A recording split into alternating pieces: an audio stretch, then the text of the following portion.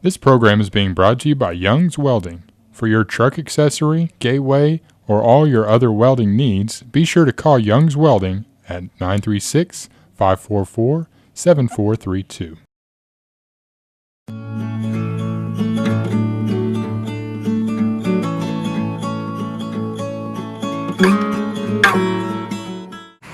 If everyone would ask prayer.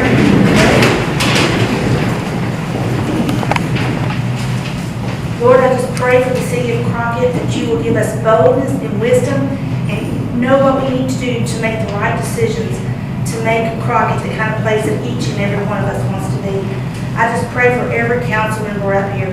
I pray for Mr. Jackson's son, Lord, give him healing. Lord, just pray over I just pray over the city of Crockett that and put a hedge of protection around it for our police officers, our first responders, everyone within the fire department, Lord, and John Aberstein, Mitzi, anybody that works in the city hall and the employees of this town, Lord, just be with them so they can be the best employees and know what it's going to take to benefit our city. In Jesus' precious name we pray. Amen. Amen. I pledge allegiance to the flag of the United States of America and to the republic for which it stands, one nation, under God, indivisible, with liberty and justice for all. Okay. Item number 4 is the fire department monthly activity and status report for November 2017. Good evening, Mayor. For the month of November, we had a total of 30 calls. 21 of those were inside the city, 11 outside the county. We had one structure fire inside the city and 2 outside the county. We got a total manpower of 17 at this time. I would like to bring something to y'all's attention. If you look on the 3rd page, our mutual aid given and our mutual aid received is going to start going up. We requested mutual aid 6 times this last month due to our low percentages and not having very many responses to the station, and also other departments have called on us 5 times. And that's going to be that's a growing trend. There's not volunteers out here, not very many people want to volunteer. And during the day, we got 4 firefighters normally stationed, but our mutual aid agreement with the other surrounding departments, we're having to go for them too. So I just want to bring you aware that at this time we currently have 17, but at the first of the year, due to our bylaws, we're probably going to lose 5 members at our fire department. And they can't reapply for 30 days. And that broken down, that's going to leave 12 firefighters, 4 of those being paid guys. That's leaving 8 volunteers, and 3 of those are drivers and 5 of them are firefighters. So currently I'm working on changing some of our bylaws, which I'll be seeing probably around February. We got to go through a process at the fire department before we bring it to you. Try to start a reserve program, some of the past members. I'm just trying to come up with ideas to figure out how can we draw more volunteers because our numbers are getting low. And probably for the month of January, we're going to be pretty short-handed. So I'm just letting y'all know that it's a growing problem. When John's here, he saw it too. Volunteering as a whole in the nation is dwindling. Not very many people are wanting to come out and volunteer anymore. So my deal to y'all is, if y'all know anybody, any good people, send them my way, because we are going to be hurting for volunteers. So, like I said, I want to try to come up with some ways, like that we in the past were on our social media page, asking volunteers to send the newspaper every week, and maybe 1 or 2 people has came up and they see our drills and they're like, wow, we didn't realize y'all doing all that stuff. So that's not for us. So that's just something I want to bring to your attention right now, and in the future I might be asking for different ways to try to come up with to get people to come. Like I said, if y'all know good people, send them my way so we can get them set up and we get them all the training. So just want to bring y'all up on that right now. So as that number probably in the next few months on mutual aid given and received, we're going to be asking for more help, and people are asking us for more help in our district. So just want to let y'all know about that. Any questions? All right, thank you. Thank you. On to number 5, The police department then encountered a criminal incident report for November 2017. Mayor and Council, the monthly status activity report for November. There was a total of 16 officers, worked a total of 2,436 hours, answered 388 calls for service, worked 13 traffic accidents, 54 arrests, 86 traffic stops, 85 reports, had a total of 14 alarm calls, 10 of those were false alarm, and 4 were no fault alarm. There's a breakdown below. Any questions? Does anybody have questions? Thank you. Thank you. On to number 6, consider and approve a resolution of the city of Crockett by designating authorized signatures for contractual documents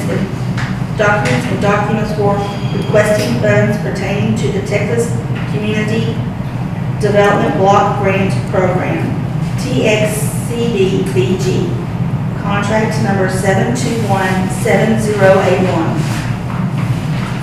Mayor, Council, the next 3 agenda items are related to the CDBG grant that we were awarded. We received notice of award. This is soon to go out for completion of engineering and bid for repairing manholes and some sewer lines in the city of Crockett. These next 3 are basically policing agenda items, some documentation that we need to have on hand if we're going to receive this grant. This first one is basically allowing us to sign the documents required to receive the grant between the mayor and myself. Allowing us to sign and receive the funding.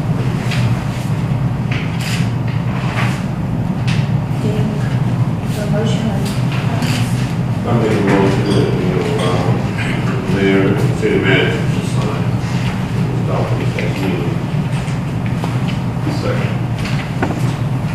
The motion has been made by Councilman Jackson and seconded by Councilman Calvert. Everyone in favor, show of hands. Okay, motion passed. On to number 7, consider and approve a resolution of the city of Crockett to adopt the required Community Development Block Grant, CDBG, civil rights policy. This is also a resolution that is required for us to pass. And we have Ms. Kelly Odom here that will also explain some more on that.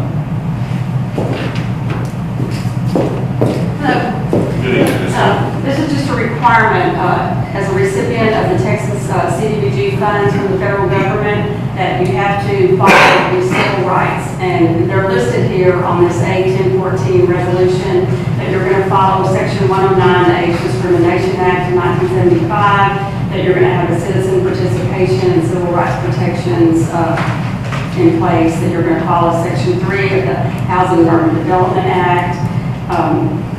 The Section 3 is when you get federal funds and you're going to go out for bids, and the money is to serve low to moderate income people, that if people needed to be hired, that you would try your best to hire low to moderate income people if at all possible. Because federal funds are coming down to serve low to moderate income people. So Section 3, requires that you at least try to hire some low to moderate income people if there was job openings. That you would have an excessive force policy in place. Section 504 policy that you don't discriminate based on disability, and that you agree to ensure that qualified individuals with disabilities have access to programs and activities that receive federal funds, that you have a Fair Housing Act in place, and that you have a conflict of interest policy in place that govern the actions of the employees engaged in the selection, award, and administration of contracts. Questions? And then you have the following citizen participation plan attached in English and in Spanish. And that citizen participation plan basically just says, when you're gonna have a y'all followed all this when you applied for the grant. Y'all put a notice in the paper and you had a public hearing, said we're gonna apply for this, and you welcome the public to come and have input, before you just decided on manholes and sewer line. That's what you did. And then you had the application here for anybody who wanted to come look at it before you turned it into the state. Okay. Your section 3 policies here, your excessive 4, your section 504, and your code of conduct policy. And you recently had the conflict of interest thing when you did the DRP because you had a business on the square and you had a business on the square, so you followed that already. And then your fair housing policy is in here as well.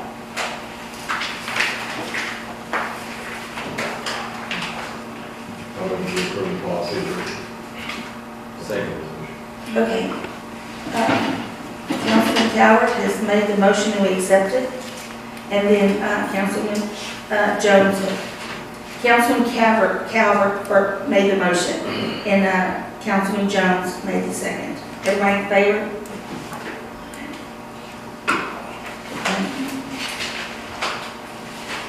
Okay, on to number 8. Consider and approve designating April as Fair Housing Month. And that's just another requirement of the grant that you have to follow. You have to do something, an activity, so that gives you a check mark if you do that. Good. Okay. Councilman Jones made the motion and Councilman Jackson made the second. Everyone in favor? Yeah. Okay. Okay, on to number 9. Public hearing on request from Rosemary Lane for a specific use permit for the intended use of placing a mobile home at 1021 South 5th Street, Crockett, Texas 75835. Legal description being all that certain lot, tract or parcel of land situated in the city of Crockett on the west side of South 5th Street, a part of the F. Johnson Survey, A-46 in Houston County, Texas, being a part of lot number 4 of the E.M. Land subdivision of 10.92 acres of the Hattie S. Young 54.5 acre tract recorded in volume 339, page 535 of the Houston County deed records. Would you like to say something? Okay.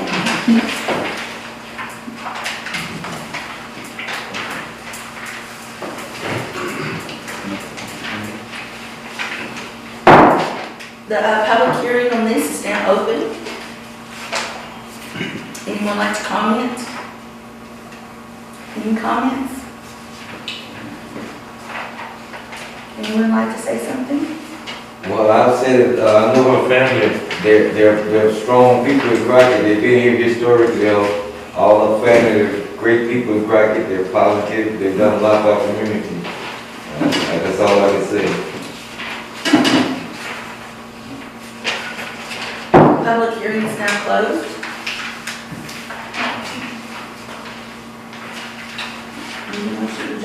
Any comment? Just close it, and then I'll second one's work. Okay, on to number 10. Consider and approve request from Rosemary Lane for a specific use permit for the intended use of a placing mobile home at 1021 South 5th Street, Crockett, Texas 75835. Legal description being all that certain lot, tract or parcel of land situated in the city of Crockett on the west side of South 5th Street, a part of the F. Johnson Survey, A-46 in Houston County, Texas, being a part of lot number 4 of the E.M. Land subdivision of 10.92 acres of the Hattie S. Young 54.5 acre tract recorded in volume 339, page 535 of Houston County deed records.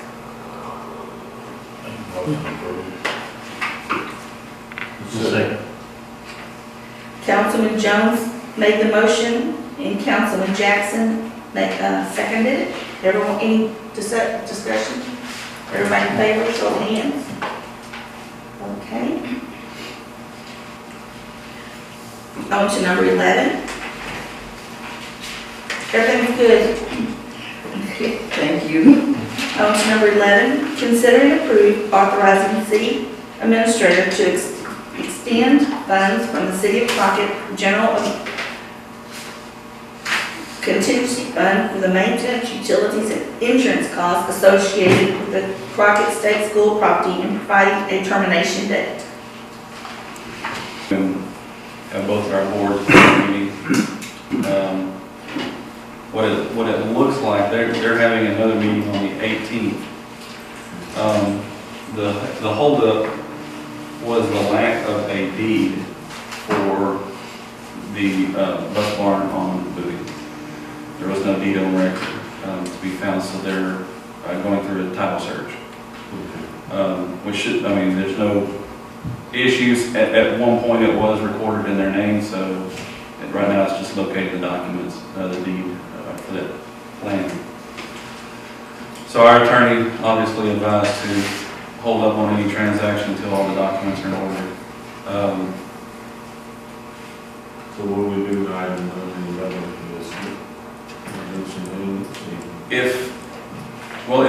If council so wishes, if they could meet, if the documents are received and everything's in order for the 18th, I'll call each one of you and see if the 18th is a good date, so we can do it before the end of the year.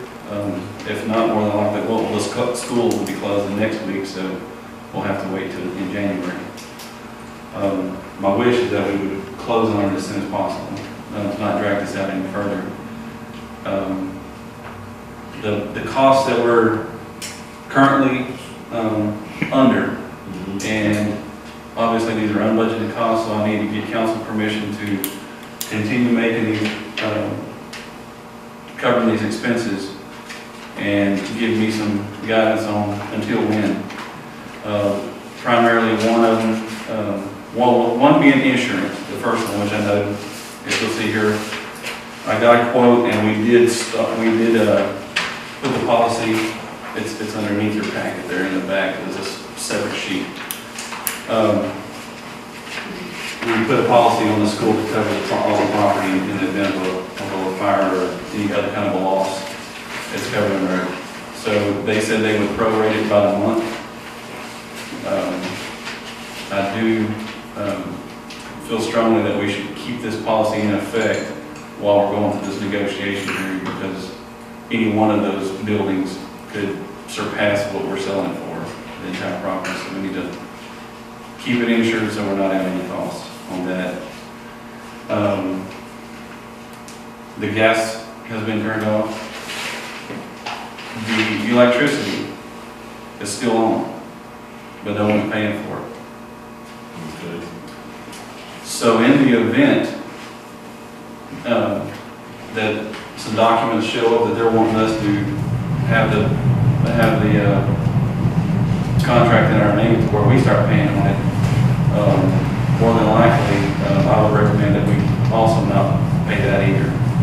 We have not agreed to pay any electricity. We haven't signed anything. I don't know if they just, according to how Serenity Place paid, if there's still some credit on the bill, or if they just fail to turn the meters off. Well, then they just have to power on. Correct. So it's still on, but at which point, at any time, it could be turned off. I don't see a reason why we should continue paying while the school's empty. There is some benefit for the freezers and the air conditioners to keep it going, especially if we offer an extended period, but I think the school could easily turn the electricity back on if that's in their best interest. The maintenance personnel, sir. So this amount here is what we'll be paying until this transfer. Correct. Yes, sir. Unless council tells me differently. Did you talk to them about maybe taking this over now since it's their problem? Or we're waiting on? We did, but their insurance will not cover it, until, that is what, But maintenance and utilities? yes. So, definitely, maintenance and utilities, I don't see any benefit in our court to continue paying for any of the utilities. So that's why, again, I'll let y'all know kind of where we're at on that. On the maintenance, if it was going to be a quick transaction with either the charter school or the ISD, there's definitely a lot of benefit of having somebody out there with all the keys and the knowledge of where everything is. At this point, whether council wants to continue paying to the end of this year, the economic development has approved to pay 50% of his salaries up to $4,800, which would carry us through the end of the year. I believe January 10th is where 4,800 would, on their side, 48 is 9,600 total. We've paid him three checks so far, every 2 weeks.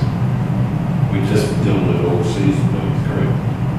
Currently, he's just going through the buildings, making sure there's no leaks, keeping things, there actually was a couple of leaks, and then, he's working on fixing them.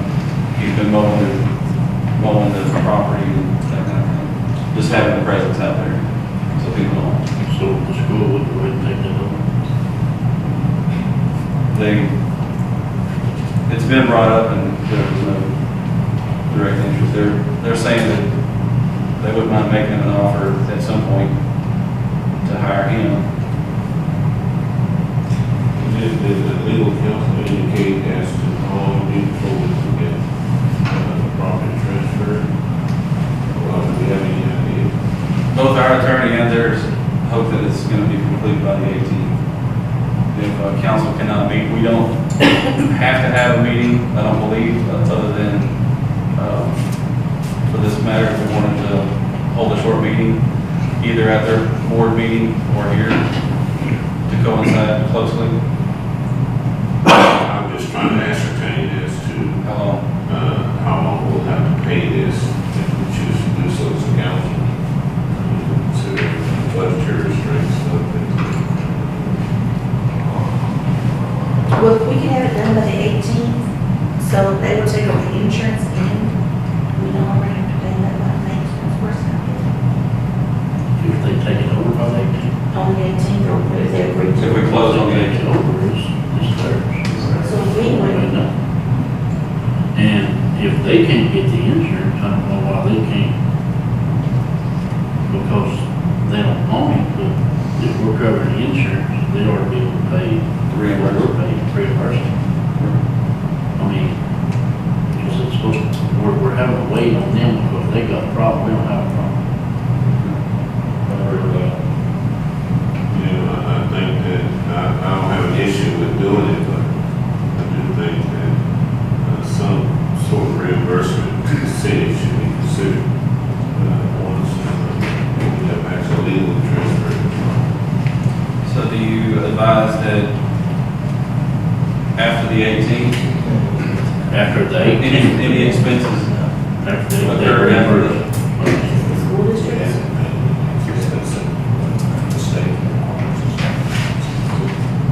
What did they say? so would we continue, obviously until everything is signed, sealed, and delivered on the closing of the property and we have our needs in hand, they have theirs as well, we need to maintain the insurance. If they're unable to get it transferred, which I'm sure that'll be a matter of some days or a week or so until their insurance can come out and look at it and put it on their insurance. If it's an extended amount of time, they can reimburse us for anything occurred after the They 18th. doing this happens if they were on the insurance now. Since they know they're getting it. And then the day of, boom, it goes into effect.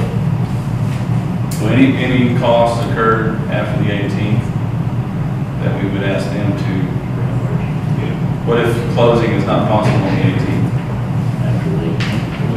Regardless, I think, and correct me if I'm wrong, that the state requires us to maintain that property because it was given to the city. It's our responsibility to keep it up and ensure it's maintained until such time as we can transfer it. It's in everybody's best interest, yes.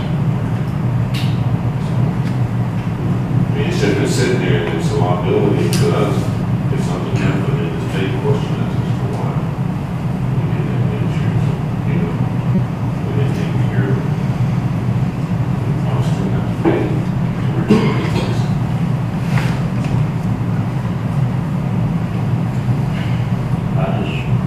Is this a motion? Yes, sir, I guess if one of you can word it, one, I need to be able to, get approval for the past expenditures up until now. And then give you some guidance on how much further I can. I would make a motion, we cover everything to the 18th, and anything after the 18th, if they're not ready. They not assume, but they reimburse us for expenses. If they want to continue with the maintenance personnel, they'll pay for the maintenance personnel and reimburse us for him until they physically move in the property. And insurance, they will reimburse us after the 18th if they want to maintain that policy. I'll say that.